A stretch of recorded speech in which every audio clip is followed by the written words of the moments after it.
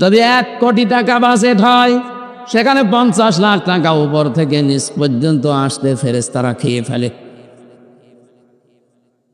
এমনকি বঙ্গবন্ধুর জীবনী আমি জেলখানায় বসে বসে পড়ছিলাম, ওখানে তো ওনার জীবনী বেশি পাওয়া যায়।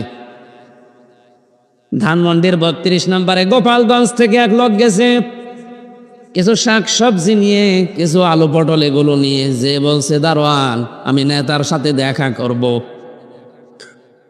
বলে না, এখানে দেখা করা যাবে না। বলে আমি ওনার গ্রাম থেকে এসেছি, আমার নিজের হাতে তৈরি করায় ফল ফলাদি ফসলাদি আমি নিজে ওনাকে খাওয়াবো। বলেন ওনার গ্রাম থেকে এসেছে এই নামের একটা লোক। দারোয়ান ওপরে খবর দিয়েছে, উনি বলছে ঠিক আছে আসতে বলেন। ওনাকে আসার পরে কথাবার্তা বলে বিদায় করে দিয়েছে। বিদায় করার পরে যখন চিন্তা করছে কই আমি যে ওনারে নিজের হাতে খাওয়াবো বলে নিয়ে আসলাম, এটা তো হইল না। দারোয়ানকে বলছে ভাই আমার আর একবার একটু সুযোগ দেন যাওয়ার। উনি এবার গেছে, যখন মুখে খাবার তুলে দিয়েছে খুশি হয়ে বঙ্গবন্ধু এইভাবে পড়েছে, এই জন্য এভাবে বলছি। শেষ পর্যন্ত ওনারে টাকা দিয়েছে। দারোয়ানকে বলছে ওনারে 20টা টাকা দিয়ে দাও।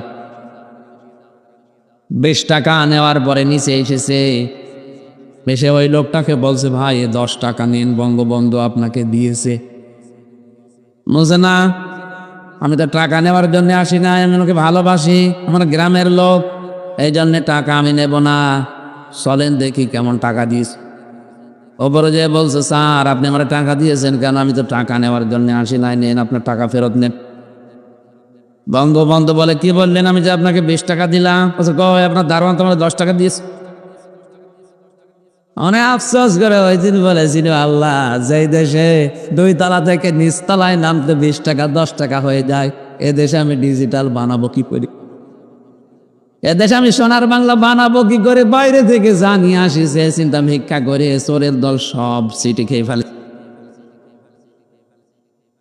প্রকল্প যেটা বানিয়েছেন প্রধানমন্ত্রীর দোষ নেই, উনি তো ভালো উদ্দেশ্যে বানিয়েছিলেন, কিন্তু দোষ তাদের যারা এই জায়গায় মারিং কাটিং করেছে। আরো ভালোভাবে প্রকল্পটা চালু হতো, বহু টাকা বাজেট হয়েছে। এমন এমন জায়গায় প্রকল্প দেখেছি উদ্বোধনের আগেই ভেঙে পড়ে গেছে, রড দেওয়ার কথা বাঁশ দিয়েছে।